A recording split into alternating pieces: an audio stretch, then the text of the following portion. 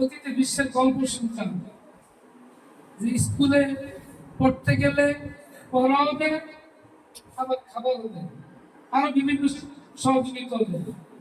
সেটা আমরা বাস্তবে দেখছি বাংলাদেশে। এখন শুধু বাংলাদেশে নয়, আমাদের আলগীবাজারে দেখতেছি।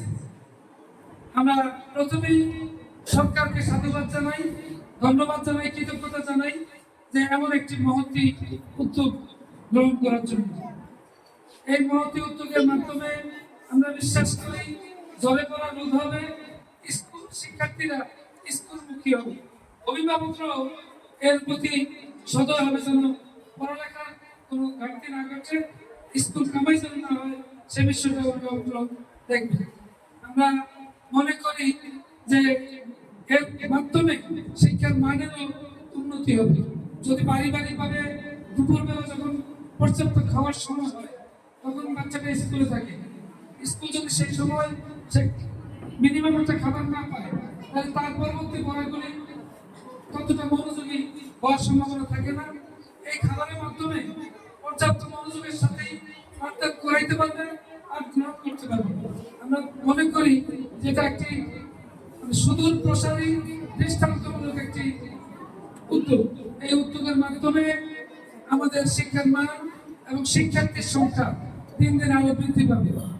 আমরা দেখছি প্রাইমারি স্কুল পর্যায়ে পর্যন্ত ছেলেরা কিছু থাকে, কিন্তু হাই স্কুল গেলেই এটা 60-40 হয়ে যাবে, মেয়েরা 60, ছেলেরা 40, 7-8 কালে এটা আরো কমে যায়, যেমন আপনার 30-70 হয়ে যায়।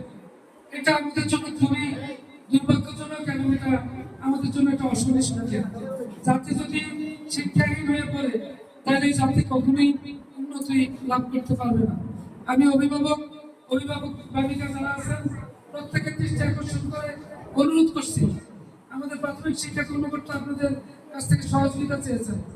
আজকাল আগে মারা বাবারা বাড়ির থেকে ছেলে আমাদের মতো, আমাদের বয়স আমরা যখন লেখাপড়া করছি তখন বাড়ি থেকে বলতো যা স্কুল যা। আমরা কি স্কুল গেছি না রাস্তায় কোথাও দুষ্টামি করছি? এই খোঁজ খবর কেউ রাখে নাই। বই ছিল কি, খাতা ছিল না, কলম ছিল কি, পেন্সিল ছিল না, এই খোঁজ খবর কেউ রাখে না।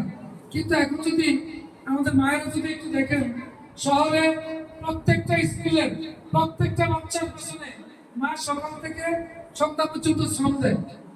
একবার স্কুলে নিয়ে যায়, আবার কোচিং নিয়ে যায়, আবার সেখান থেকে নিয়ে আসে, আবার প্রাইভেটে নিয়ে যায়, একটার পর একটা তারা দায়িত্ব পালন করে।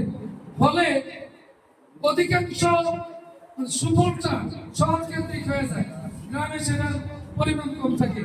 আমাদের অভিভাবকেরা যদি একটু সচেতন হন, যদি স্কুলে বাচ্চাকে একটু সহযোগিতা করেন, শিক্ষকদের সাথে যদি একটু সমন্বয় করেন, তাহলে সেই সুফলটা আমরা ভোগ করতে পারবো, এই অঞ্চলে সেই সুফলটা আসবে। আমি সকলকে সন্তানের প্রতি আরেকটু সদয় হওয়ার জন্য, শিক্ষার প্রতি আরেকটু সুদৃষ্টি এবং সচেতন হওয়ার জন্য বিনীত আবেদন রেখে আমি আমার বক্তব্য শেষ করছি। সর্বশেষ আরেকবার বিএনপি সরকারকে ধন্যবাদ জানাচ্ছি এই স্কুল বিল্ডিং চালু করার জন্য। ধন্যবাদ সবাইকে।